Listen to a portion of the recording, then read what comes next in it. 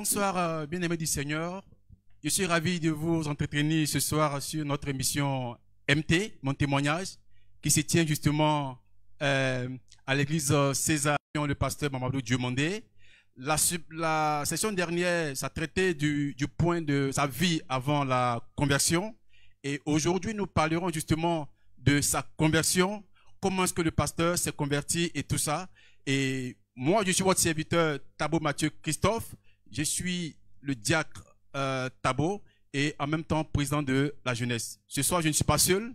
Je suis accompagné par la sœur Demain Sandrine. Bonsoir Sandrine, comment tu vas? Bonsoir mon président. Alors, tu passes une radio soirée ce soir?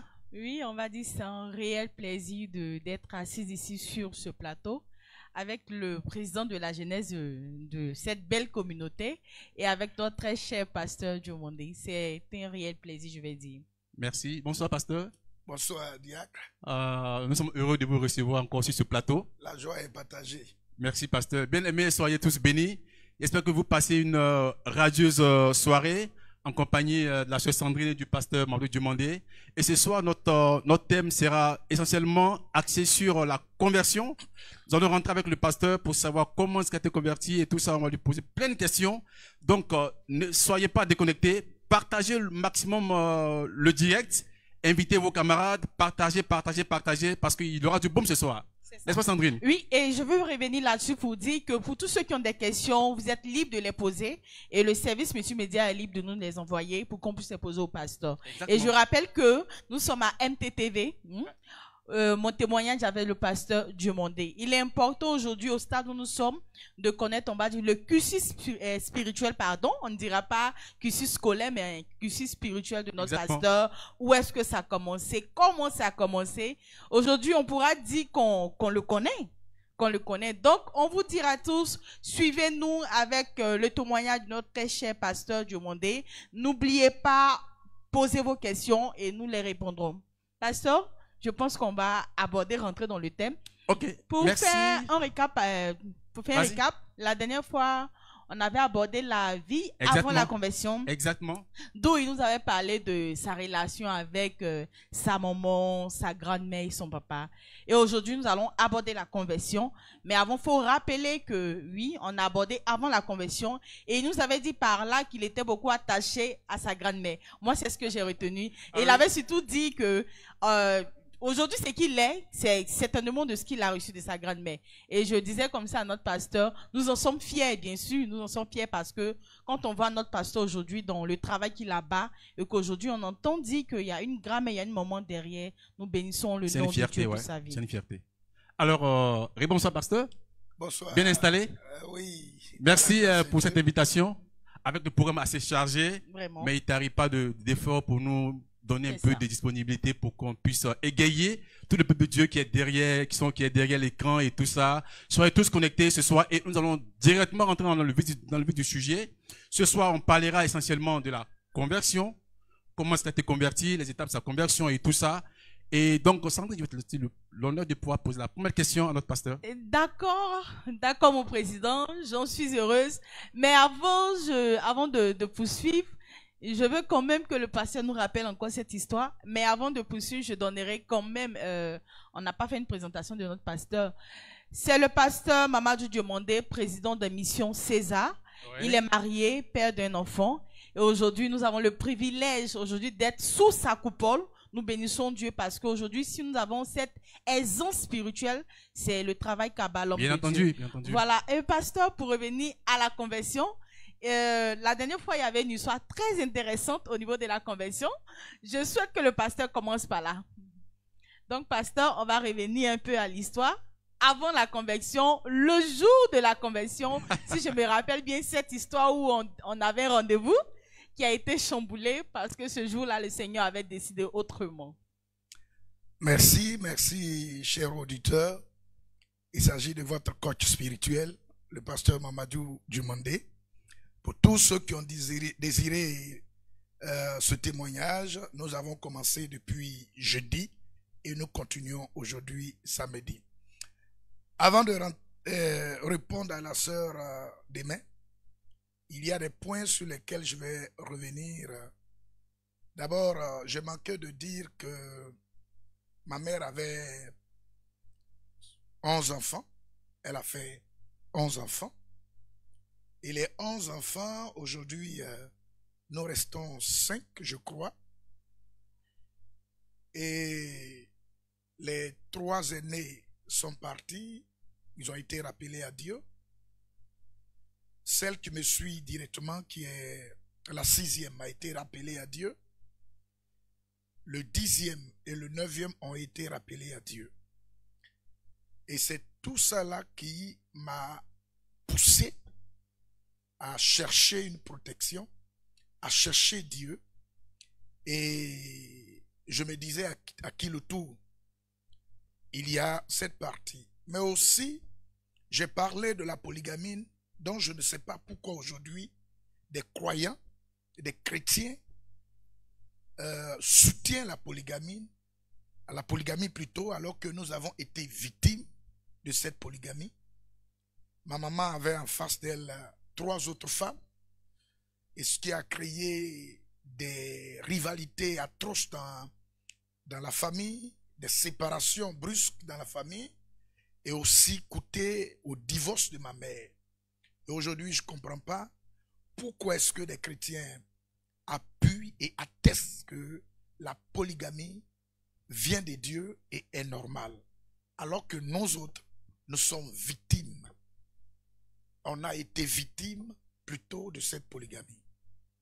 C'est toute cette ambiance-là qui m'a permis très jeune de chercher la protection, chercher le Dieu véritable, comment recevoir une protection, une sécurité, et c'est ce qui a provoqué la conversion en Christ.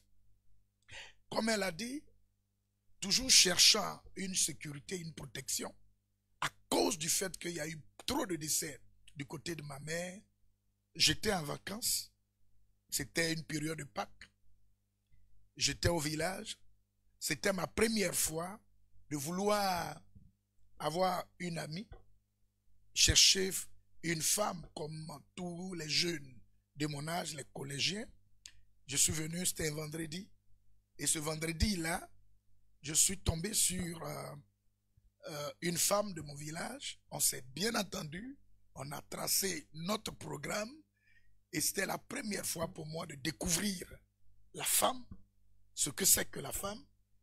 Et ma cousine avec qui je suis allé au village n'était pas d'accord. Elle cherchait des moyens pour m'empêcher, et elle a trouvé mes frères qui avaient une cellule et qui ce jour avaient un culte.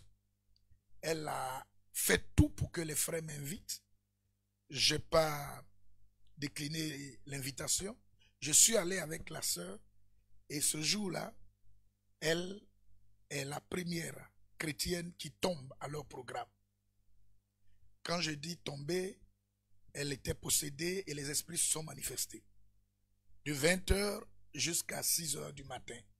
Donc, naturellement, ce projet a été voté. Je n'ai pas pu respecter mon programme, mon programme de péché. Et c'est comme ça que, voyant ce qui s'est passé, voyant que les esprits avaient confessé beaucoup de choses concernant sa vie, et aussi voyant la puissance de Dieu, parce que c'est jusqu'à 6h du matin que l'un de mes cousins jumeaux qui m'ont invité a dit à Dieu, mais nous venons de commencer la cellule. Si les parents voient cette situation, Seigneur, on ne pourra pas continuer la cellule, les parents vont s'opposer, et puis ton œuvre va s'arrêter. Automatiquement, ma cousine s'est levée, la délivrance fut faite, et nous sommes rentrés à la maison. Mais avant de rentrer à la maison, ils ne m'ont pas prêché l'évangile, c'est la scène qui m'a touché. Je leur ai demandé, mais comment je peux faire pour aller à l'église, et dans quelle église je peux aller, puisque je suis élève, je suis dans une autre ville. Et ils m'ont dit, si tu trouves une église Assemblée de Dieu, tu peux aller, et c'est comme ça la conversion a commencé. La recherche d'un Dieu vrai, véritable, la recherche d'une sécurité, d'une protection, parce que la mort était dans la famille, seuls les enfants de ma mère mouraient. Voici comment, cherchant Dieu, Dieu m'a trouvé, c'est pas moi qui l'a trouvé, mais c'est Dieu qui m'a trouvé, le premier. Alors, merci, pasteur, de vous revenir encore sur ce témoignage assez intéressant, Très intéressant. assez émouvant. J'imagine, l'âge en ce moment, c'était autour de... Autour de 17 ans. 17 ans. 16 ans, 17 ans. 17 ans. Assez adolescent quand même. Dit dans les années 93. Oui. D'accord. Alors, donc, moi, ça me permet de poser une question, de savoir, selon vous, pasteur, à quel âge peut-on prétendre être converti? À quel âge environ? À quel âge j'ai été converti? Oui. À 17 ans totalement. À 17 ans totalement. 17 ans. Bon, pour un citoyen, enfin, pour un fidèle lambda, pour une personne lambda, selon vous, est-ce qu'il y a un âge pour une conversion? Andriff. Je crois bien que si Jésus, à 12 ans, a pu confondre des sages, je crois bien qu'à 12 ans, un enfant peut être totalement converti. Conscient aussi de sa conversion à 12 ans. Ok, parfait. Parfait. Alors, pasteur, moi, je veux revenir quand même sur quelque chose. Ici, on va dire, dans notre siècle présent, dans les années où nous sommes aujourd'hui, c'est facile d'entendre parler de Jésus au marché, dans les rues. Mais est-ce que avant, on avait la possibilité d'entendre parler de Jésus? Je vais dire, avant ce jour-là, où le programme a été chamboulé, est-ce qu'une fois auparavant, vous avez entendu parler de Jésus? Ben, une fois, j'ai entendu parler de Jésus, mais je n'ai pas été... C'est pas comme quelqu'un est venu m'évangéliser. Il y avait eu une campagne d'évangélisation dans la ville. Et avec le bruit, la musique, j'y étais. Et il y avait un ami qui voulait d'une fille. Et il se trouvait que la fille était convertie. Et elle était dans le programme. Ne pouvant pas embrouiller la fille, moi j'ai pris l'engagement d'aller appeler la fille. Et de là, quand je suis arrivé, la fille était occupée à prier, occupée à louer Dieu. Elle m'a dit ceci: dis-lui que je n'ai pas le temps, que je prie Dieu. C'est une phrase qui m'a touché. J'ai pris à la légère, mais après, ça m'est revenu en esprit que cette fille était vraiment assise dans le Seigneur. Voici comment, pour la première fois, j'ai eu contact et puis j'étais en contact avec l'évangile. Voici comment j'ai été en contact avec l'évangile. On ne m'a pas prêché. Je suis allé là-bas par curiosité et c'est moi qui me suis porté garant pour aller chercher une fille. Pour aller régler une histoire de cœur. On va dire ça comme ça. Et pasteur, je veux savoir, est-ce que ce jour-là, il n'y a pas eu quelque chose qui a sonné dans l'esprit? Vous savez, comme ce n'était pas le temps de Dieu, mais c'est la détermination. C'est ça. Et la foi de cette fille qui m'a touché. Elle a dit, je prie, et là, je ne suis pas disposé. Ça aurait été notre fille, ou bien à notre atturement, oui, la fille allait se lever. Mais elle a dit que je prie, je n'ai pas le temps. Dis-lui que je ne peux pas avoir le temps pour lui à cette heure-là. Ça m'a touché. Oui. Même si ça n'a pas fait grande chose dans ma vie, mais après je me suis dit que voici une convertie. Voici oui, c'est ça. Ça démontre le sérieux de cette jeune sœur. Voilà. Exactement. Exactement. Oui, Jacques Tabo, si tu as des questions à poser. Oui, en fait, il y a une question qui me vient à l'esprit parlant de conversion. Parce que est-ce qu'aujourd'hui, vu qu'il y a plein d'évangélisations qui se font, par-ci par-là, les gens propagent l'évangile pour annoncer le Seigneur, c'est bien, est-ce qu'aujourd'hui, un chrétien lambda peut se cacher derrière le fait que j'ai pas entendu parler du Seigneur, c'est pour ça que je me suis pas converti, par exemple? Est-ce que c'est quelque chose qui tient? Nous sommes à une période, à une époque où, en tout cas, tous ceux qui sont dans la ville, qui sont en contact avec l'Internet, Google, Facebook, ont entendu parler de l'Évangile. On peut dire que quelqu'un n'a pas entendu parler de l'Évangile s'il se trouve dans une zone où il n'y a pas d'Internet, où il n'y a pas d'église, où il n'y a pas de communication. Alors, de communication par rapport à l'Évangile. Alors que dans le temps, on pouvait être dans une ville sans entendre l'Évangile. Donc, à notre temps, dans la vie, dans une ville où se trouve l'Internet, personne ne peut dire que je n'ai jamais entendu parler de l'Évangile. Ok, merci, pasteur. Oui, pour dire que on est arrivé à la, je sais pas comment on appelle cette dispensation, mais tout le monde a la parole. Tout le monde a la parole, libre à celui qui veut croire en Jésus ou non. Parce que c'est vraiment intéressant. Moi, je veux qu'on poursuive, pasteur, je veux qu'on poursuive. Et moi, je veux savoir, après ce jour-là, d'où le rendez-vous a été chamboulé, mais qu'on avait tissé alliance avec un autre rendez-vous plus excellent, quelle a été votre marche à partir de ce jour? Déjà, je veux savoir, le lendemain, comment cette dernière, comment elle s'est sentie, et puis quelle a été votre marche par la suite?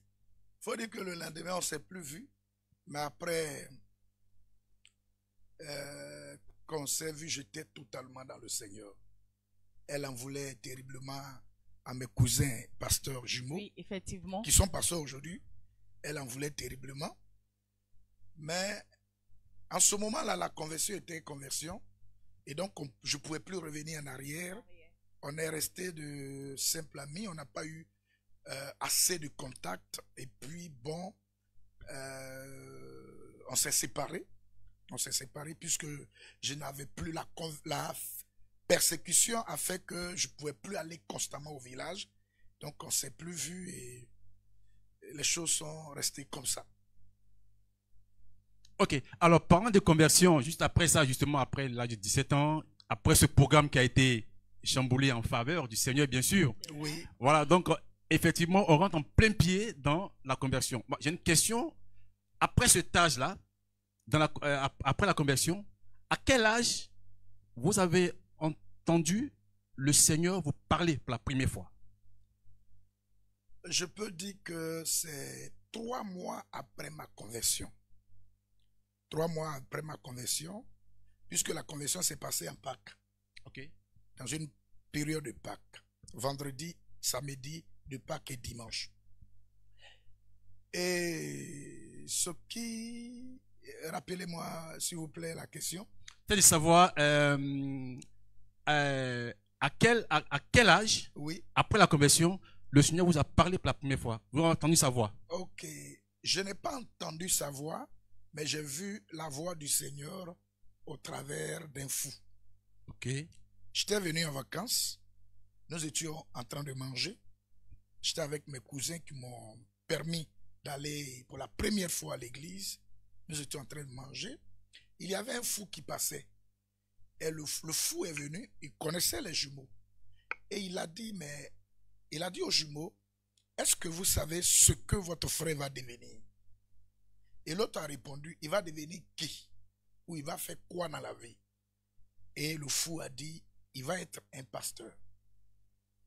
Et mon cousin s'est levé et il a dit une phrase qui veut dire arrière de moi.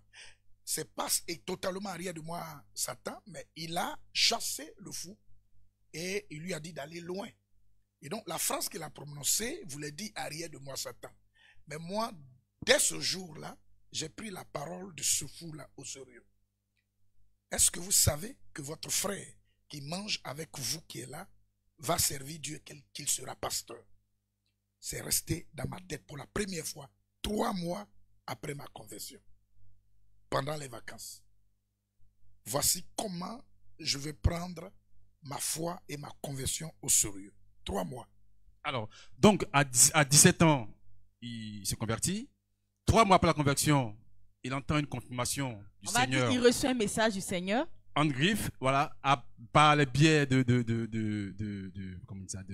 fou. D'un malade mental. Comme pour dire hier, on le disait avant-hier que Dieu se saisit de tout le monde pour faire passer un message. On le disait. Et c'est vrai. Exactement. Alors, donc, après cette période-là, quel a été votre comportement au sein de l'église? Parce que 17 ans, il est encore dans la fougue de la jeunesse. Oui, oui. On est prêt à aller partout. Même si on a manqué un rendez-vous, mais on est encore tiraillé en fait. Oui. Est-ce qu'il n'y a pas eu de tiraillement? Comment est-ce que ça s'est concrètement passé pour rentrer en plein maintenant dans la vie active chrétienne? Il faut dire qu'en ce temps-là, un enfant de 17 ans a la tête sur ses épaules et une conversion à l'âge de 17 ans est une conversion. On avait cette grâce d'être sérieux parce que lorsque tu arrives dans l'église, tu vois les enfants de 12 ans, de 15 ans, de 14 ans, qui ont une vie sérieuse avec le Seigneur, qui ont une compréhension biblique pas possible.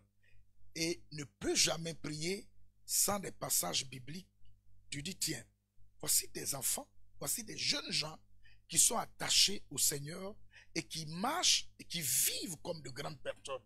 Alors, moi, j'ai 2 ans, 3 ans, 4 ans de plus qu'eux. Est-ce que je ne peux pas faire mieux qu'eux? Donc, déjà, les premiers jours, les premières semaines et les premiers mois, notre vie chrétienne à ce moment-là était en hausse et on avait une manière de marcher de sorte qu'après 1 mois, on a l'impression d'avoir en face quelqu'un qui a 1 an de conversion. On avait des amis chrétiens, on priait ensemble, on méditait ensemble et chacun voulait montrer qu'il a plus de connaissances dans la Bible, plus de versets bibliques. Et c'était cette saine concurrence-là qui régnait entre nous à cet âge-là. Et donc, tu n'avais pas en ce moment un petit laps de temps de pouvoir t'amuser et jouer et t'attacher aux gens qui n'ont pas le Seigneur et vivre une vie chrétienne cachée. Parce que les responsables, ceux qui surveillaient, qui suivaient et qui rendaient visite étaient vraiment sérieux et on nous suivait tellement, tout était rigoureux, tu n'avais même pas le droit de vivre comme tu veux, tu étais obligé, avec cette chaleur spirituelle, de mener une vie spirituelle élevée de sorte que on a l'impression que tu as 5 ans, 6 ans, 7 ans de conversion. Voici en ce moment-là comment les chrétiens vivaient. Le sérieux dans la foi malgré l'âge. D'accord. J'imagine que étant élève en ce moment-là, il y a forcément une manière de voir des amis. Tiens, le gars, il est devenu chrétien, oui, machin, tout ça, bon, petit Jésus. Comment était cette relation-là avec les élèves, les camarades élèves en ce moment? Oui, ça c'est un chapitre très alléchant parce que les élèves, vous avez fait CM2 ensemble, vous avez même fait CM1 ensemble, vous avez fait CM2 ensemble, vous avez fait 6e ensemble, et puis en 5e, tu es converti. Tout d'un coup, tout change, vous n'avez plus les mêmes visions. Tout change. Ouais. J'avais l'habitude de dire à certains élèves que le Diomandé que vous avez connu en classe de CM1, en classe de CM2 et en classe de 6e, ce Diomandé-là est mort. On l'a enterré sur le cimetière de Satan. Et un autre Diomandé est né dans la maison du Seigneur Jésus, marchant avec le Seigneur Jésus. Il est né de nouveau. Donc celui que vous connaissez n'est pas le même aujourd'hui. Et à l'école, on avait une force. Cette force, c'est de parler à qui veut entendre qu'on était chrétien. Et jusqu'au proviseur, tout le monde savait que Diomandé était chrétien. Toutes les filles de la salle. Mais ce qui est bizarre, c'est que même à ce moment-là, avant que tu ne sois converti, les filles envers qui tu t'es approché, qui ne t'ont pas écouté, c'est après la conversion qu'elles essaient de revenir, de s'approcher, de se donner et de s'ouvrir. Là, on sait que c'est un piège. Le diable est à l'œuvre, on a pu résister, on a pu aller au-delà, au-dessus de toutes ces oppressions et finalement, elles ont su qu'on était au sérieux dans notre foi. Ce qui fait qu'à l'école, on m'appelait Jésus. Lorsqu'on va à l'EPS que je cours, on dit Jésus est en train de courir. On a fait savoir notre foi à qui veut entendre, malgré l'âge. On a fait savoir notre foi à qui veut entendre, malgré l'âge, et je répète encore, on a fait savoir notre foi à qui veut entendre, malgré l'âge. D'accord. Alors, la Bible stipule bien les miracles qui accompagnent ceux qui ont cru. Vous avez cru pour la première fois, vous êtes converti, étant élève. Quel est le miracle là qui a impacté, je vais dire, les élèves en son temps, les camarades, pour que justement, quand l'enfant demandé à l'époque, dit une parole, et les gens sont convaincus et ils viennent vers vous. Quel est cet impact-là en termes de miracle qui a été produit à l'adolescence, après la conversion? Ce miracle, il y a eu beaucoup de miracles, mais le miracle qui m'a impressionné était un miracle de conversion. Conversion des religieuses dans l'école. C'était un jour où je n'avais pas de cours. On était dans la cour et je prenais ces moments-là pour évangéliser. Et j'étais en train d'évangéliser quand ces filles, poussées par leurs responsables, ces filles religieuses sont venues pour dire que mais tu es en train de mentir. Est-ce que c'est vrai? Et donc, ne voulant pas les répondre, je continuais ce que j'étais en train de faire. Et elles insistaient tellement que j'étais dérangé. Je leur ai dit, mais attendez, je vais vous répondre. Est-ce que vous savez pourquoi vos religieuses les plus âgées prient la tête voilée et elles ont toujours des voiles sur la tête?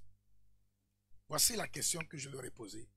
Est-ce que vous savez pourquoi vos religieuses âgées et ancrées dans leur religion prient toujours la tête voilée?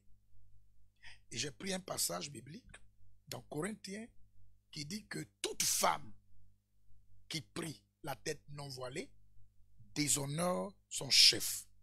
C'est comme si elle était rasée. Et j'ai développé un peu en disant que malgré ses cheveux, c'est comme si elle était rasée. Et si elle déshonore son chef, c'est quel chef elle déshonore? C'est Jésus. Et là, ça les a marqués. Et elles ont interrompu leur action de sabotage. Elles sont retournées. Elles n'ont pas eu gain de cause. Et les semaines qui suivent, elles m'ont suivi. Je dis bien des religieuses m'ont suivi. Ça a créé beaucoup de choses dans la ville, mais elles sont restées converties. Et en 2004, j'ai appris qu'une est devenue pasteur, une autre a marié un pasteur. Elles étaient 4. Voici, en ce moment-là de ma jeunesse, le plus grand miracle qui m'a touché et qui m'a amené à comprendre que Jésus est Seigneur. Merci, Pasteur Sandrine. Tu as quelque chose à dire? Oui, franchement, c'est tellement émouvant. Et je veux rappeler à nos auditeurs qui nous prennent en cours que nous sommes à MTTV avec le pasteur Diomandé, le temps de témoignage avec le pasteur Diomandé. Donc, si vous avez des questions, vous êtes libre de les noter. Nous pourrions les poser au pasteur, bien sûr. Je pense qu'on a emboîté fortement la conversion, pardon. Donc, si vous avez des questions à poser, même si ce n'est pas sur la conversion, vous pouvez les poser et on va les poser au pasteur. Pasteur, pour revenir à la conversion, Oui. moi je veux savoir, vous étiez quel genre de chrétien? Aujourd'hui, dans l'église, nous avons plusieurs types de chrétiens. On a ceux qui vont à l'église, oui. On a des chrétiens et on a des convertis, selon moi. Vous étiez quel genre de chrétien après avoir entendu la voix du Seigneur, on va dire, via ce fou? Ok, c'est une question pertinente parce que chez moi, il y a un adage qui dit le sel ne se dit pas qu'il est sucré ou il est doux. Et donc, je ne peux pas dire que j'étais meilleur chrétien. Mais en tout cas, avec tout ce que j'ai traversé pendant la conversion, parce que je vous ai expliqué la fois passée que j'ai eu une vie difficile quand je n'étais pas converti. Une vie terrible quand je n'étais pas converti à cause de la polygamie, des nombreuses femmes que mon père avait, des nombreux enfants que mon père a fait, et ça a coûté au mariage de ma mère qui s'est séparée très tôt avec mon père. J'ai cru qu'après la conversion, c'était l'aubaine et que tout allait aller mieux, mais là où ma vie a été triplement difficile, c'est dans la conversion.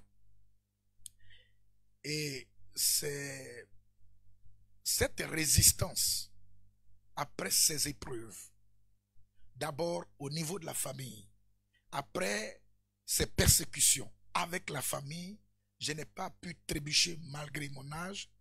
Je n'ai pas cédé malgré mon âge. C'est cette force-là qui me fait dire que Dieu m'a permis d'être un chrétien sérieux, un chrétien qui savait ce qu'il voulait, un chrétien qui ne pouvait pas être distrait par quoi que ce soit.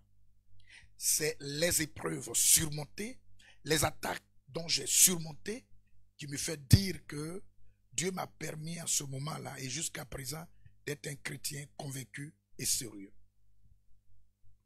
Ok. J'imagine que ça n'a pas été vraiment facile. Effectivement. Parce qu'il y a eu des moments de faim, de soif et tout ça. Racontez-nous un peu comment s'est passé des moments difficiles de faim, de soif, de nudité, de complications. Juste après les 17 ans. Juste après, en début. Imaginez un enfant de 17 ans et qui vient d'une famille musulmane, père musulman, qui se donne au Seigneur. Pensez à tout. Oui, il y a déjà le réuniment. Pensez à tout. Il y a déjà, on le bannit. Un événement qui s'est passé, un acte que mon père a posé, qui m'a touché, pas négativement mais positivement, mais son acte était négatif. Il était allé rendre visite à ma grand-mère quand il a appris que je suis converti. Et là, ce jour, le gobelet d'eau qu'on lui a donné, il a bu un peu et il a versé tout le gobelet d'eau plein en me maudissant. Wow. Il a tout versé. Si ce n'est pas mon fils, il a tout dit et il m'a donné une semaine. Une semaine où j'abandonne, où je perds la vie. Et quand il faisait, je n'étais pas là, à mon retour du champ, ma grand-mère, tout furieuse contre moi, a dit, voilà ce que ton père vient de faire. On vous parle, vous ne comprenez pas. Et je vous rappelle que c'est la conversion qui a fait que entre ma grand-mère et moi, il y a eu une tâche. Parce que aussi, elle n'était pas, c'était pas de son goût. Donc, bizarrement, quand je suis venu, j'ai pas eu peur. Je suis allé prendre le même gobelet. J'ai pris de l'eau, là où il a été servi, et je suis revenu verser là où il a versé, en disant que Seigneur, c'est toi que j'ai connu, c'est toi que j'ai accepté, c'est toi que je suis. Alors, s'il m'a maudit, tu l'as créé. C'est l'eau qu'il a utilisée et tu es l'eau de vie. J'utilise cette eau pour annuler ce qu'il a dit. Moi, je ne veux pas sa mort. Ce que je veux, c'est sa conversion. Dieu merci. 5 ans après, je veux dire que ça fait 5 ans qu'il s'est donné. Même s'il est parti, il y a 3 à 4 mois, mais ça fait 5 ans qu'il s'est donné.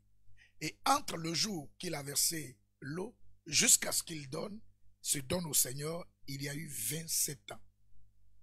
Et donc, 27 ans, ce qu'il a dit n'a pas pu m'atteindre une semaine, mais ce que j'ai dit a pu l'atteindre après 25 ans, pour dire Jésus est Seigneur. C'est ça. Wow. Et quoi qu'il en soit, il réalise toujours ses projets. Pasteur, moi, je veux revenir sur un fait. Un jeune converti qui, après avoir reçu la menace de son père, de son géniteur, dans les normes, ça devait effrayer. Ça devait effrayer, oui, parce que le géniteur qui pose un tel acte, ça emmène à avoir peur. Et quand vous venez, vous prenez un verre d'eau, que vous versez l'eau, je veux savoir qu'est-ce qui vous a poussé à poser l'acte et puis quelle a été la réaction de la grand-mère. Eh bon, la grand-mère pensait que je m'amusais, que je jouais. Effectivement. Et que l'église, alléluia, d'aujourd'hui a fait perdre la mémoire ou bien la tête à son petit-fils. À son petit-fils. C'est ce qu'elle croyait. En ce moment-là, on nous traitait de fous, des gens qui avalent la Bible et autres. Mais c'était aussi une période très douloureuse parce que voir ton père te maudire à cause de la foi, à cause de ta relation avec le Seigneur, ça relève, ça te fait penser, est-ce que ses parents savent ce qu'ils font? Et ça te fait dire, mais les gens, le monde a quoi contre Jésus? Et pourquoi est-ce que les gens s'acharnent quand on a vraiment Jésus véritablement. Et moi, je n'avais pas la tâche facile parce que j'étais entre trois feux. La ville où j'étais, où je partais, je fréquentais, je partais à l'école, c'était mon oncle, grand frère à ma mère. C'est un grand catholique, ancré, et il a été vraiment l'un des grands persécuteurs.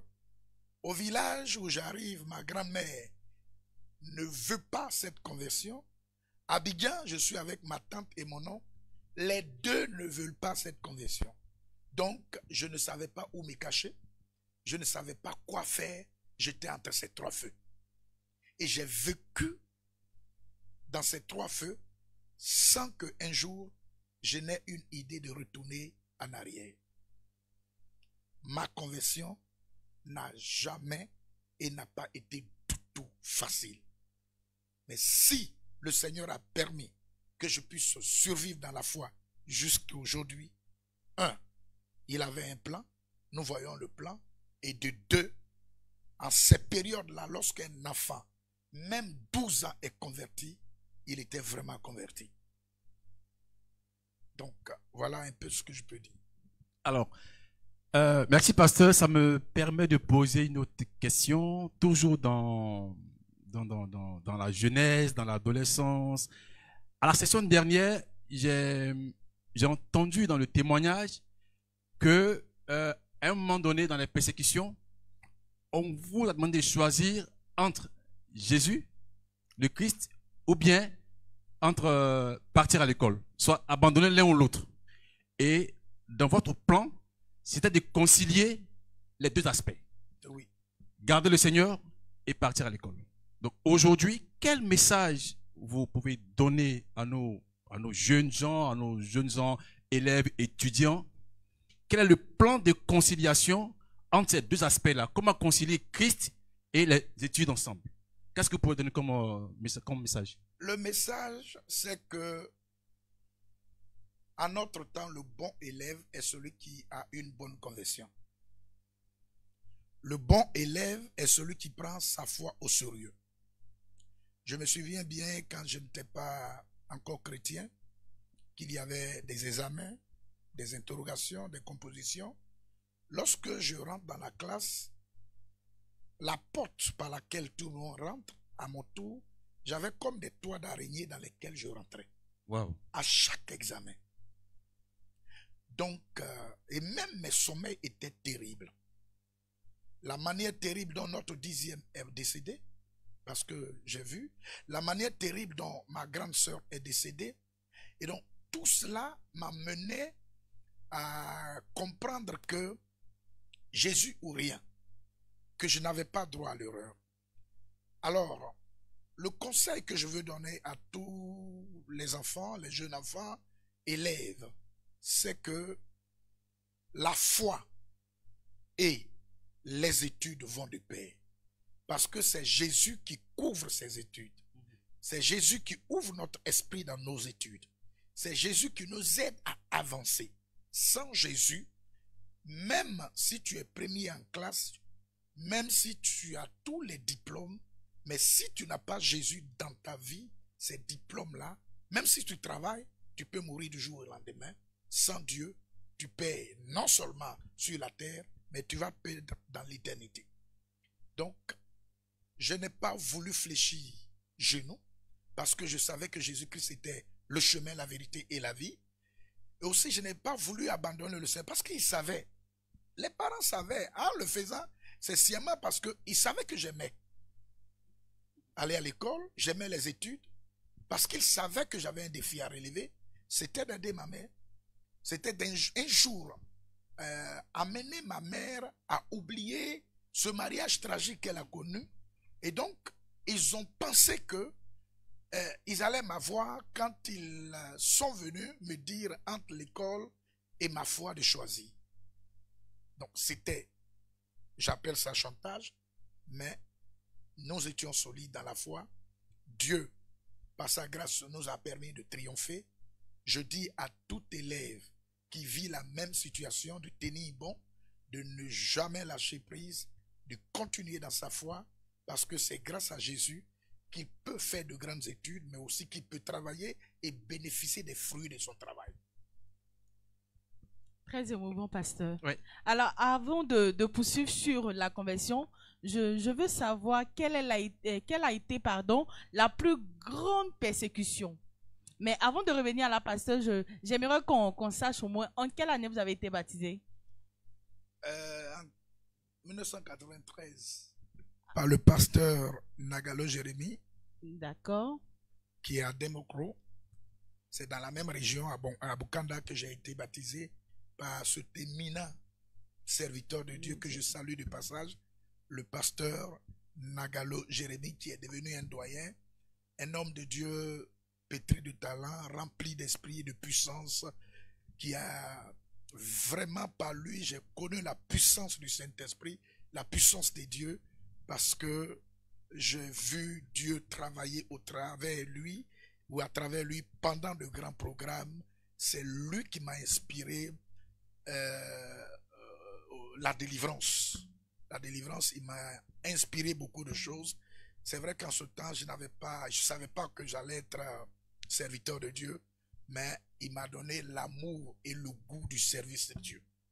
Pasteur Nagalo Jérémie, des Assemblées de Dieu, depuis Demokro. Nous profitons de cette occasion pour bénir la vie de l'homme de Dieu, ça. Le serviteur, l'homme de Dieu, Nagalo Jérémie. Papa, là où tu es, nous voulons bénir ton nom. Nous voulons bénir la vie de ta vie pour ce que tu as fait pour la vie de notre très cher Père. Mais pasteur, tu as fait sortir un point très intéressant. Avec lui, tu as vu la manifestation du Saint-Esprit. J'aimerais qu'on revienne un peu là-dessus. À quel moment on reçoit le Saint-Esprit et à quel moment on commence à parler en langue? Waouh, ça c'est... Oh, on reçoit le Saint-Esprit à la conversion. Oui, je veux dire vous, à quel moment vous avez reçu le Saint-Esprit? À quel moment vous avez commencé à parler en langue? Il y a un premier pas quand tu es convaincu du péché et du jugement. Oui. Mais comme on doit aller et marcher en étant rempli du Saint-Esprit, c'était un programme en 94. C'était une veillée et j'étais très malade. Très malade et j'ai été soigné sans gain de cause. Toujours après ma conversion, 1 an ou 2 ans après ma conversion. Et donc ce jour-là, je ne pouvais pas aller à la veillée parce que ma santé ne me permet pas. Et j'ai appelé, j'ai fait signe à l'église que quelqu'un vienne m'aider à arriver à l'église. Parce que je ne pouvais même pas marcher. Pasteur, excusez-moi, en ce temps, vous souffrez de quoi? Je ne savais pas d'où venait la maladie. Il n'y avait pas de source, on ne savait pas. Il y avait le palu, il y avait, je ne sais pas, les gens parlaient de bosse, que moi j'avais bosse. Il y avait tout ça alors que j'avais 1 an de conversion, 1 an ou 2 ans. Donc ce jour-là, ils sont venus me prendre, j'ai pris ma natte, je suis allé me coucher pendant la veillée et vers 4 heures, 3 heures, 4 heures, le dirigeant a dit qu'ils allaient prier pour ceux qui veulent recevoir le baptême du Saint-Esprit. Et là, quand j'ai entendu, j'ai fait signe à quelqu'un, amène-moi devant. Et quand il m'a amené devant, pendant la prière, c'était au temps du pasteur Athanase, dans la ville, et j'ai vu d'abord un feu pendant la prière. Le feu s'approchait de moi, mes yeux étaient fermés, j'étais toujours malade. Et quand le feu est arrivé vers moi, c'est devenu comme des étincelles. Et le feu m'a embrasé. Et quand ce feu m'a embrasé, je dis, mais on dirait physiquement, quand le feu m'a embrasé, je suis tombé. Quand je suis tombé, j'ai commencé à parler en langue. Et parlant en langue, j'ai commencé à prophétiser, à parler de la vie de tous ceux qui étaient là. Je ne savais pas ce que c'est. Et pendant 40 minutes, beaucoup de choses sont déroulées, passées ce jour-là. Et suite à cela, je me suis levé comme si de rien n'était. Comme je n'étais pas malade. Comme si je suis allé à l'église sans aucune maladie dans ma chair. Toute la maladie à moi, tout était parti. Je pouvais me lever, simplement que je me sentais très très léger. Voici comment le parler en langue, comment j'ai été imbibé, rempli du Saint-Esprit et comment tout a commencé dans ma vie avec force et puissance. Ok, alors on aura des questions avec les internautes qui font des questions. Après, on va les censés vous poser des questions. Il y a une question que j'ai en tête. Donc, on a parcouru la conversion quand il était jeune. Comment est-ce qu'il a été converti? Et après les persécutions qu'il a eues et tout ça, qu'il a dû essuyer pendant qu'il était encore très jeune. Après, le parler en langue et tout ça. Donc, maintenant qu'on rentre dans l'âge adulte, on commence à comprendre les choses du Seigneur. On commence à comprendre plein de choses, plein de mystères. À quel moment vous avez senti l'appel en tant que pasteur?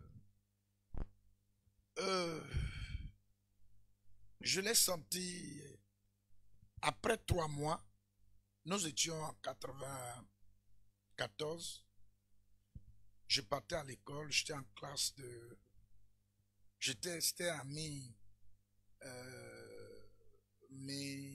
début année, seconde, quand j'ai commencé, avant que tout ne s'arrête. Il y a un ami de mon oncle. D'abord, un ami de mon oncle. Donc ça, c'est juste après l'avènement du fou en griffe? Oui. Ok. Donc ça a été assez rapide en fait. Oui. Je partais à l'école et ce jour-là, il était terriblement ivre. Il m'a arrêté, il dit, Diomandé, tu vas à l'école? J'ai dit oui. Il dit, mais tu ne sais pas que tu es en train de faire souffrir tes parents? Et je lui ai dit, mais comment? Il dit, mais tu n'es pas fait pour l'école. Wow. Ivre, et totalement ivre, sentant l'alcool terriblement. Il dit, mais tu es un serviteur de Dieu. Dis à tes parents d'arrêter de dépenser parce que c'est par là que tu vas finir. Que tout ce que ton oncle est en train de faire, et ce n'est pas un chrétien aussi, tout ce que tu es en train de subir à travers ton oncle est une œuvre de Dieu pour t'amener à choisir et à rentrer dans le plan de Dieu. Lorsqu'il a dit ça, ce jour-là, est-ce qu'il fallait continuer d'aller à l'école? Est-ce qu'il fallait retourner? Mais j'ai pris mon courage, je suis allé quand même à l'école. Mais c'est la première fois, il y avait eu beaucoup de prophéties. Mais ce acte m'a plus bouleversé, touché, que ce que le fou a dit. Parce que l'état dans lequel il était, le langage du fou était mieux. Et j'ai été perturbé,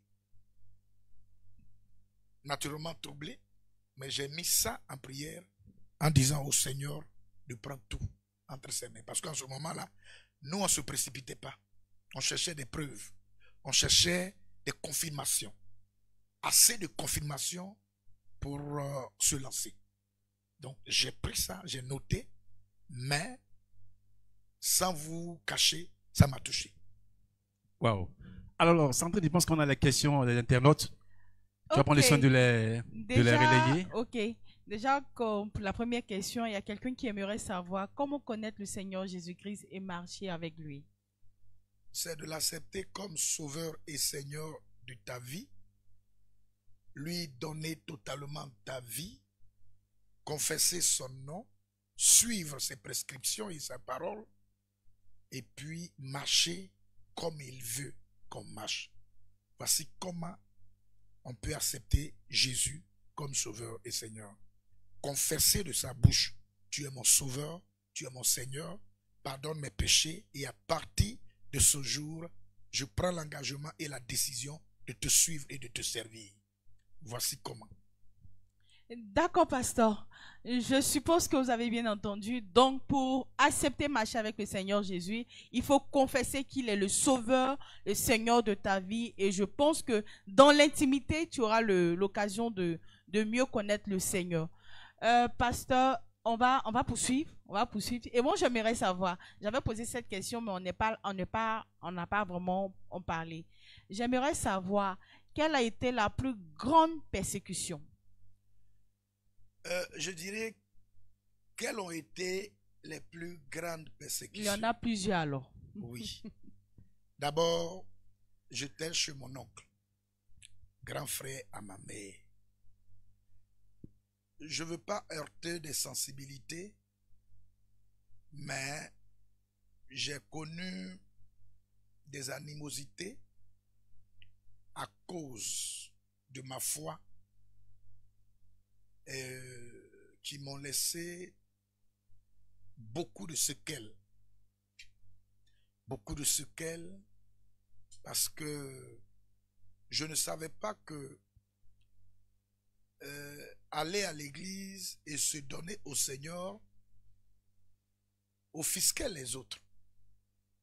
Je ne savais pas que prendre l'engagement de ne pas vivre comme les jeunes de ton âge et de marcher selon la parole de Dieu blessait la famille. Je dis bien pour mon père, je comprenais à cause de sa religion. Et je ne l'ai jamais condamné parce que faisant partie d'un fils, du fils d'un grand musulman, parce que le grand-père était un grand, il vient d'une famille d'imams. Et mon père s'attendait que son fils prenne sa place et qu'il fasse la même chose. Pour lui, je comprends. Parce que il y a une grande différence entre la religion de mon père et le christianisme. J'ai compris totalement pour lui, malgré sa malédiction qu'il a érigée contre moi, je savais que ça n'allait pas agir. Mais là où je n'ai pas compris et j'ai été vraiment touché, c'est les parents, mes parents catholiques. Mon oncle a fréquenté, je veux dire que il a été avec les religieux, il les maîtrise bien. Je n'ai pas compris, mais comme je dis que je ne veux pas toucher la sensibilité et blesser, en tout cas, je veux dire que j'ai connu des animosités. Des animosités dont c'est pas trop catholique d'exposer, c'est pas trop bien d'exposer sur la place publique. Mais ce que je sais, avec mon oncle, j'ai vécu l'imaginable à cause de ma foi. Au niveau de la grand-mère, puisqu'on était très liés avant ma conversion, donc elle a finalement accepté. Elle a finalement, même si par moments elle me rappelait, mais elle m'a pris. Et mes parents à Abidjan, c'est d'ailleurs eux qui m'ont intimé l'ordre de faire un choix.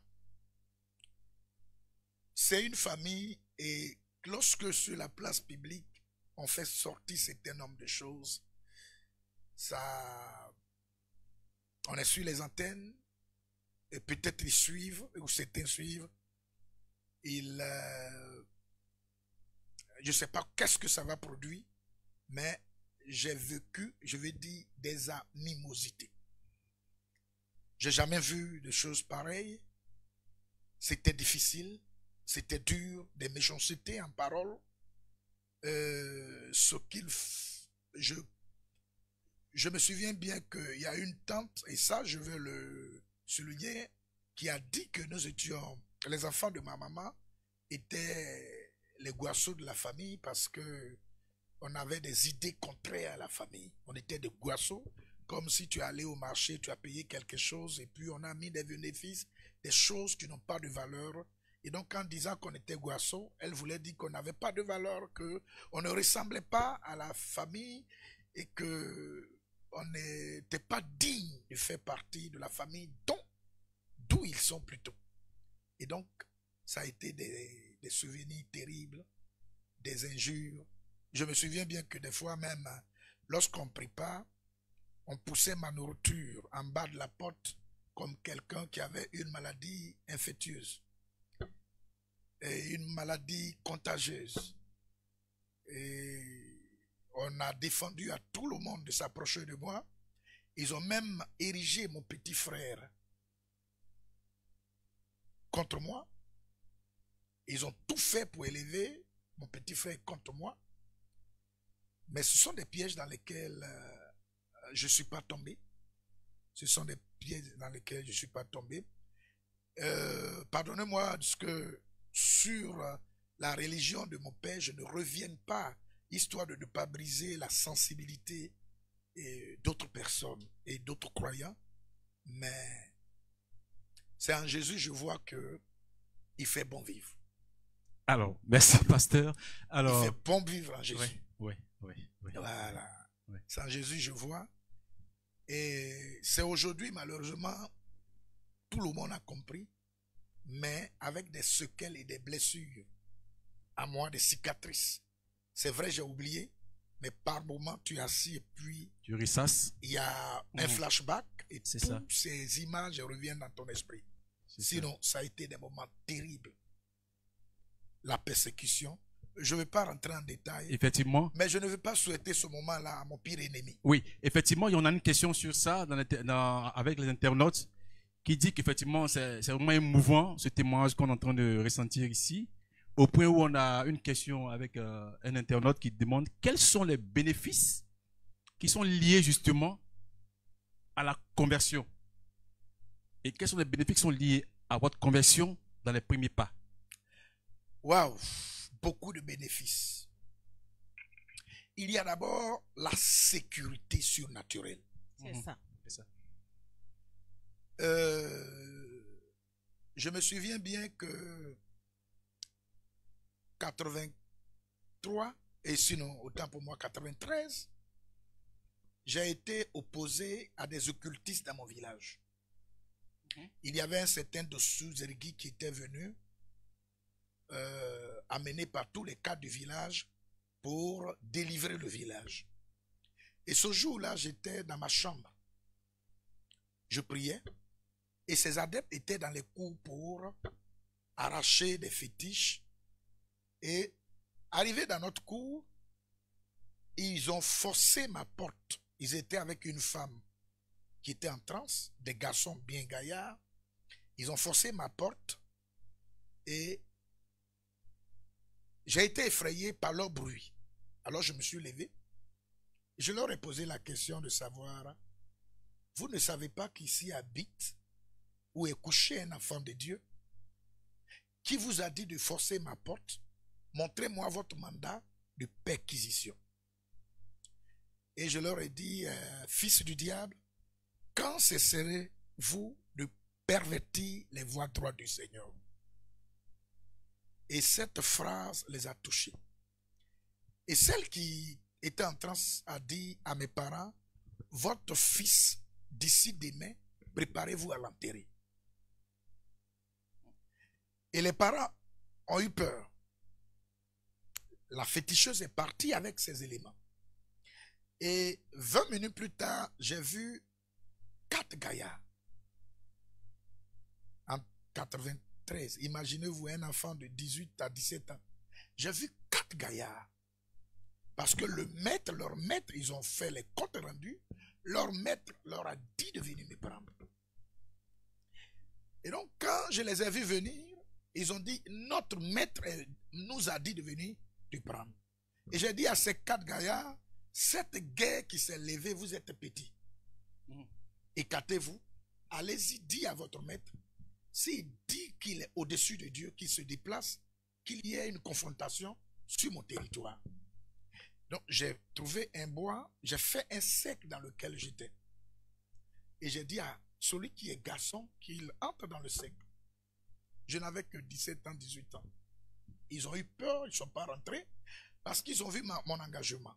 Ils ont vu ma décision. Ils ont vu que j'étais tellement tenace dans ma foi qu'ils sont retournés. Quelle était cette assurance-là qui vous permettait justement de pouvoir affronter ces loupards-là? Mon frère est ancien et diacre Toto. Vous savez, on est tombé sur des hommes de Dieu qui avaient une connaissance dans la Bible, qui nous ont nourris à la mamelle de la parole de Dieu et nous ont montré qu'avec le Christ, on est plus que vainqueur. On est dominant sur cette terre. On est puissant sur cette terre. On a le pouvoir que la terre n'a pas. C'est ce qui était dans notre esprit. C'est différent d'aujourd'hui où tous les chrétiens pensent que un autel ancestral satanique peut les empêcher. Des liens familiaux ancestraux sataniques peuvent les empêcher. Les messages que nous avons reçus, nous avons cru à ces messages, ce qui faisait qu'on était prêt même à croiser. En Côte d'Ivoire, on dit fa. On était prêt à croiser le diable lui-même. Donc, il y avait l'assurance. Paul a dit que j'ai l'assurance que ni la mort, ni la vie, ni les anges, ni les démons, ni les hauteurs, ni les profondeurs ne pourront nous séparer de l'amour de Dieu manifesté en Jésus-Christ.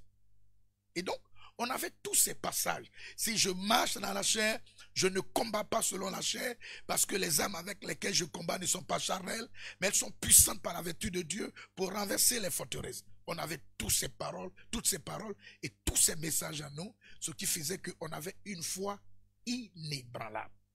Et donc, quand on connaît le Seigneur, il y a la sécurité spirituelle. Quand on connaît le Seigneur, je me souviens bien que après cette conversion, les sorciers de mon village et de ma famille, beaucoup ont eu des difficultés avec moi. Beaucoup sont tombés quand ils ont essayé. Et donc, on avait toute cette sécurité, on avait toute cette assurance. Ce dont on avait peur, après la conversion, on n'a plus peur. Ce qu'on craignait, on ne craignait plus. En ce moment-là, on pouvait arriver sur un cimetière, ils ont déposé la nourriture pour des morts, on pouvait manger sans avoir problème. Nos parents pouvaient mettre des nourritures à la maison pour des génies, on pouvait manger sans problème. Et nous-mêmes, on pouvait arriver à des carrefours, ils ont mis des œufs pour faire des sacrifices, on ramasse les œufs, on s'en a préparé, on mange sans problème. Mais aujourd'hui, on fait d'une mouche une baleine. Donc, la foi, la vie chrétienne, il y a d'abord la sécurité spirituelle. Et après la sécurité spirituelle, il y a la sécurité professionnelle. Et il y a aussi le fait que ce que les gens font, tu ne fais pas. Ta santé est gardée, tu ne fumes pas, tu ne bois pas. Et puis, tu ne te livres pas sexuellement comme les autres. Voici les avantages. Tu gardes ta jeunesse, tu gardes ta santé et tu as beaucoup d'avantages que celui qui n'a pas le Christ ou celui qui joue avec sa foi. Waouh. Alors, Sandrine, je voudrais qu'on puisse avoir encore peut-être un deuxième défi qui s'est présenté à notre pasteur, qu'il a pu surmonter après ceux de Zérigué et sa clique de mystiques là. Quel est autre défi qui s'est présenté à vous pendant votre conversion que vous avez réussi à surmonter par la grâce du Seigneur? J'ai été empoisonné. Ok. J'ai été empoisonné au cours d'un décès d'un grand-père. D'ailleurs, ce grand-père a connu le Seigneur et mon fils porte son nom, un grand-père paternel. On est arrivé et le soir, on nous a servi. C'est après que j'ai compris, parce que à la table, on avait poussé une nourriture devant moi, pas exprès. Et naïf, parce que je n'ai pas pensé que dans ma famille, dans ma propre famille, de telles choses pouvaient se produire. Je sais que j'ai été persécuté ou je suis persécuté, mais je ne pouvais pas penser que ça pouvait être jusqu'à ce point. J'ai mangé la nourriture, je n'ai même pas fini que j'ai commencé à sentir des signes. J'ai compris que c'était un poison rapide. J'ai commencé à avoir des brûlures à l'estomac. J'ai commencé à avoir des vertiges. J'ai commencé à avoir des difficultés dans mon intestin. J'ai même commencé à baver et je suis allé me coucher. J'ai fait signe au pasteur François, qui n'était pas pasteur en ce moment, moi-même. C'était dans mes débuts. Je suis allé me coucher. Excusez-moi, mais tous mes selles étaient comme du charbon. Toutes mes selles étaient comme du charbon. Et arrivé à un certain moment, je ne pouvais plus aller aux toilettes. Tout s'est fermé. Je transpirais à grandes gouttes. Et puis, j'ai commencé à perdre l'équilibre. j'ai commencé à perdre l'énergie, j'ai commencé à perdre la foi. Mais ce qui m'a semblé bizarre, je n'ai pas pris de médicaments, je prenais de l'eau, je priais là-dessus et je buvais. Et aussi, je priais jusqu'à ce que le lendemain arrive, que je reprenne le chemin d'Abidjan. J'ai passé 2 jours terribles. Terribles. Et c'est lorsque je suis arrivé à Abidjan que j'ai commencé à aller aux toilettes sans médicaments. Ce qui est sorti de moi, j'ai cru que mes intestins étaient coupés et déchiquetés. Mais à la suite, sans médicaments, avec l'eau, je buvais, je prenais, c'est pas pour faire de la publicité, mais du bonnet rouge, ainsi de suite.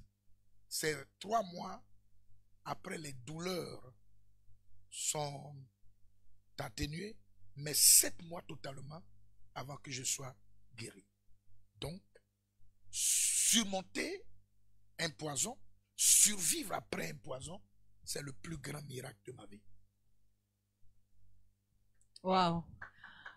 Waouh. Ouais. C'est très émouvant.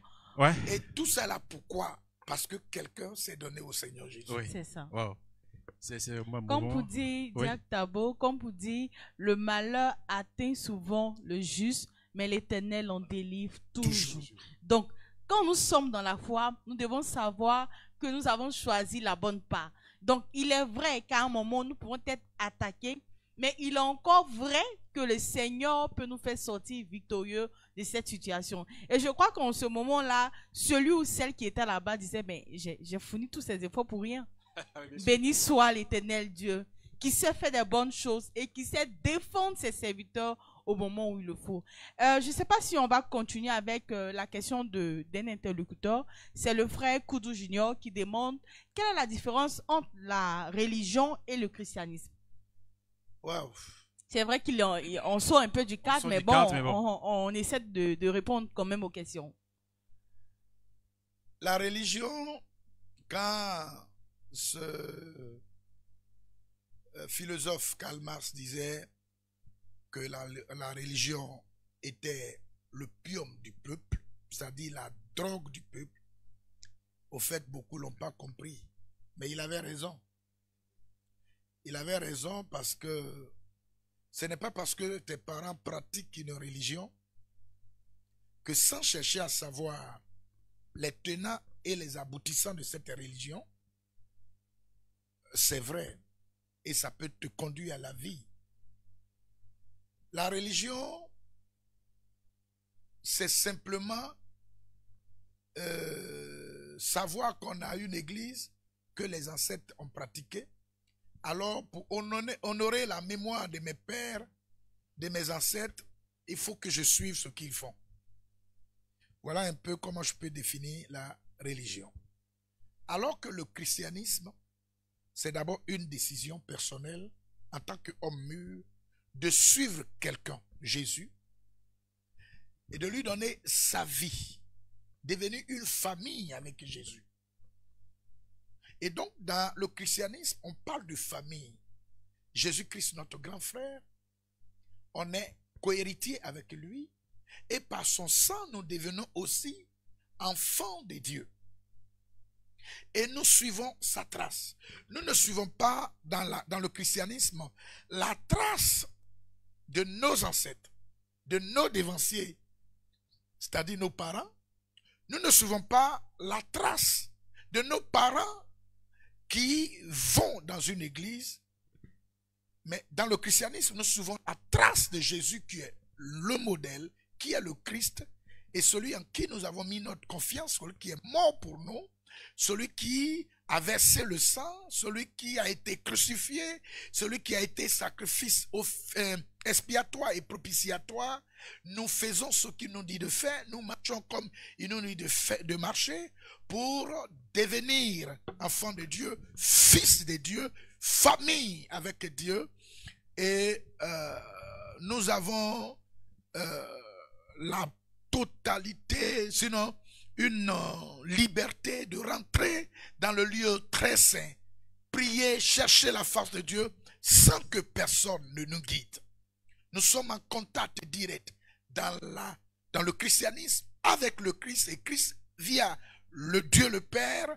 Et donc c'est une grande différence, la religion chrétienne et le christianisme. C'est une grande différence. Nous sommes avec Christ, nous vivons comme il nous dit de vivre, nous marchons comme il nous dit de marcher.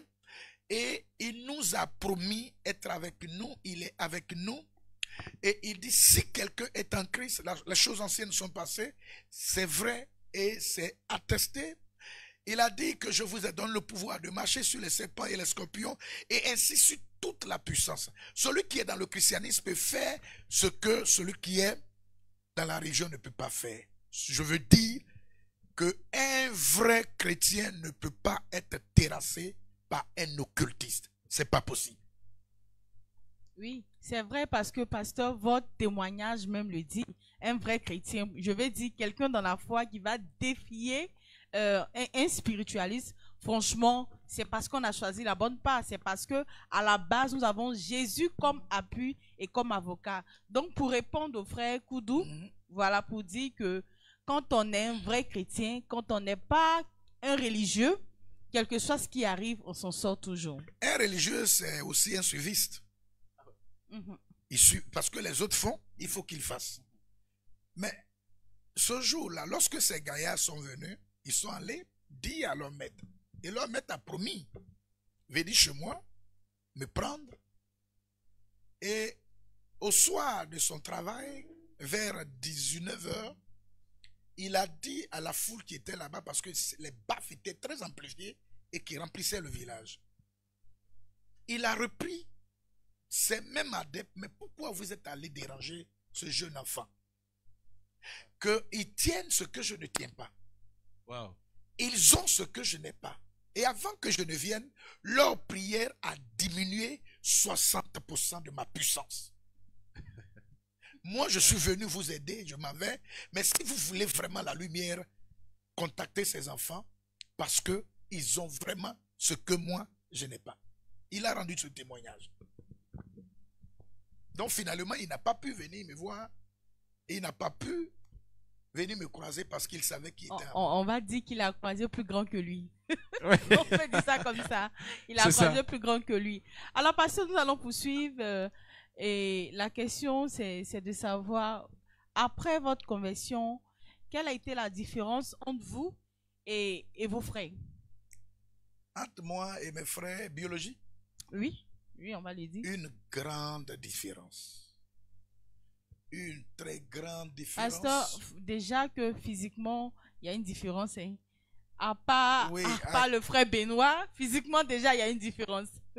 Physiquement, il y a une grande différence à cause du teint. Je tiens à dire que à cause des vicissitudes de la vie, j'ai noirci un peu. C'est ça. Sinon, j'étais vraiment très, très, très clair. Mais la différence était nette, hein, puisque avant ma conversion, il y a mes deux grands frères plus ma grande soeur qui sont décédés avant ma conversion, puisque maman a fait 2 garçons avant de marier mon père. Et ces 2-là sont décédés. Ma grande soeur est décédée. Après ma conversion, c'est le 10e qui est mort tragiquement. Un bois est tombé sur lui. Point ou point non, on ne sait pas comment les choses sont passées. Et le 9e aussi qui est mort comme ça. Et donc j'ai su que j'étais en sécurité. Et toujours après, auprès de moi, après moi, ma petite soeur qui est décédée. Et donc, j'ai compris que j'étais différent d'eux. Que j'avais le Christ qu'ils n'avaient pas. J'étais en sécurité, ils n'avaient pas cette sécurité. Quoique, ils suivaient nos parents, ils n'avaient pas cette sécurité. Donc, j'ai su qu'avec le Christ, tu peux sortir d'une famille biologique et être différent de cette famille. Contrairement à ce qu'on entend aujourd'hui, quand les gens disent qu'un chrétien peut être possédé, c'est malheureux. Mais moi, j'ai su que j'étais différent. Spirituellement, j'étais différent. et je n'avais plus ces liens biologiques. Et donc la différence était nette. Mais Dieu merci que quelques-uns, le peu qui reste, pratiquement, aujourd'hui, ils sont dans le Seigneur. Donc on se ressemble. Oui, pasteur, je veux revenir. Okay. Il faut dire qu'il y a cette assurance qu'on a quand on est dans une famille et qu'à toutefois il y a des décès et qu'on sait qu'avec Jésus, il peut arriver qu'il y ait des décès, mais nous avons l'assurance que nous avons la vie et que rien ne peut nous atteindre. Donc, c'est vrai, il y a la différence, mais il faut signifier cela qu'il y a cette différence-là que lorsque tu es dans une famille, on va dire, et que les gens meurent autour de toi, mais tu sais que quel que soit ce qui va arriver, pardon, j'ai Jésus, rien ne peut m'atteindre. Et c'est ce que, on va dire, notre papa l'a vécu aujourd'hui. C'est son témoignage. Si, dès le départ, il avait dit sur une famille de 11 enfants, aujourd'hui 5, waouh! Il fallait Jésus. Il fallait Jésus. Donc, pour dire que Jésus, c'est le meilleur choix. Et je tiens à dire que les 5 sont là parce que ils ont Jésus aujourd'hui. C'est ça. C'est ça. Je veux dire les 4 autres. Puisque moi, j'avais oui, je vois. Jésus avant. Donc, les 4 autres sont là parce qu'ils ont Jésus. Ils ont Jésus. Donc, pour dire Jésus est la meilleure solution. La meilleure solution. On n'a pas une sécurité terrestre, mais une sécurité spirituelle. Donc, pour dire, on va profiter, laisser un message pour dire que lorsque nous sommes en Christ, nous devons avoir la pleine confiance, la pleine assurance que, quel que soit ce qui va arriver, nous ne devons pas craindre, pasteur. Nous ne devons pas avoir peur parce que Jésus est avec nous. Donc, on va poursuivre, Diac Tabo, si tu as... Oui, je vais dire merci à tous les auditeurs. Nous tirons à la fin de notre mission, qui sont bien voulu se connecter à MTTV, mon témoignage avec le qui est un témoignage très émouvant. Oui. Je pense qu'il y a encore plusieurs autres thèmes qui seront développés. C'est ça. J'ai envie de présenter peut-être le thème sur la polygamie, comme le pasteur il a bien développé. Ah oui, si on a l'opportunité. Moi, je viens d'une famille de polygames. Le pasteur il connaît bien les trucs, donc ça c'était vraiment terrible. C'est ça. Donc quand il développait le témoignage, je sentais vraiment la difficulté.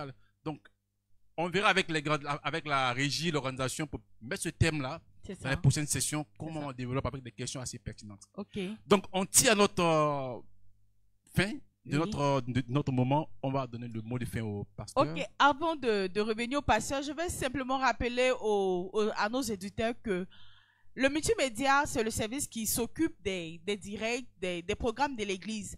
Alors, nous vous invitons vraiment à venir soutenir ce département avec vos dons. Donc, aujourd'hui, nous sommes à MTTV grâce à ce département. Donc, si le Seigneur te met à cœur d'agir, il y a des numéros, vous pouvez simplement laisser un message, on va prendre votre demande et vous prendre en cours. Donc, pour dire, il est bon de faire l'œuvre de Dieu. On va retourner avec le pasteur. Pasteur, si vous avez un mot de fin, un mot d'encouragement, avec ce vécu, je pense que vous êtes mieux placé pour, on va dire, donner le mot qu'il faut à quelqu'un qui certainement traverse cette situation. Chers auditeurs et chères auditrices, Jésus est Seigneur. C'est vrai qu'on n'a pas fini, on continue parce que on a simplement parlé de la persécution au niveau de la famille, mais aussi la vie difficile dans le ministère, dans la formation. On va dire après la conversion, après dans le ministère. La conversion, dans le ministère, vous allez entendre tous ces témoignages. Mais laissez-moi vous dire que rien et rien ne vous arrache votre foi.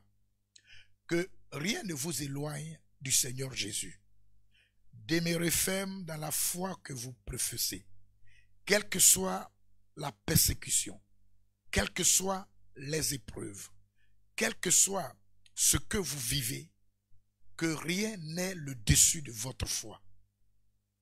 Bien-aimés, nous sortons du feu de la persécution. Nous étions entre le marteau et l'enclume. On a pu sortir de là, pas avec notre propre force, mais avec la grâce de Dieu. Vous pouvez sortir pour ceux qui vivent les mêmes choses. Mais vous, qui avez eu cette grâce d'accepter le Seigneur, sans que personne ne touche, ou sans qu'il y ait des persécutions, ne jouez pas avec votre foi. Ne jouez pas avec votre relation avec le Seigneur Jésus. Demeurez ferme. Ne n'abandonnez pas sous aucun prétexte. Persévérez dans la foi. La parole de Dieu est oui et amen. Les temps sont mauvais. Les temps sont mauvais. Je suis un pasteur et je vous parle en conséquence de cause. Dieu me fait grâce de temps en temps d'avoir la peau d'un prophète. Alors je vous dis, les temps sont mauvais. Demeurez ferme dans la foi. Et le seul lieu dans lequel nous pouvons être en sécurité, c'est en Jésus. Il est le chemin, la vérité et la vie. Quoi que vous vivez, quoi que vous traversez, quoi que vous supportez, n'abandonnez jamais le Christ Jésus. Il est le maître des temps et des circonstances. Il est la sécurité sûre. La Bible dit que celui qui demeure à l'abri du Très-Haut repose à l'ombre du Tout-Puissant. J'ai dit à l'Éternel mon refuge et ma forteresse, mon Dieu en qui je me confie. Confiez-vous en Christ et ne doutez pas qu'il est capable de tout, qu'il est avec nous jusqu'à la fin du monde. Il dit que votre cœur ne se trouve point. Croyez en Dieu et croyez en moi. Jésus, une sécurité sûre, inébranlable et infaillible. Soyez bénis. Merci, merci bien, pasteur. Merci, mon diacre. Merci aussi merci, à tous. Merci à Sandrine et à tous les auditeurs qui nous ont suivis ce soir.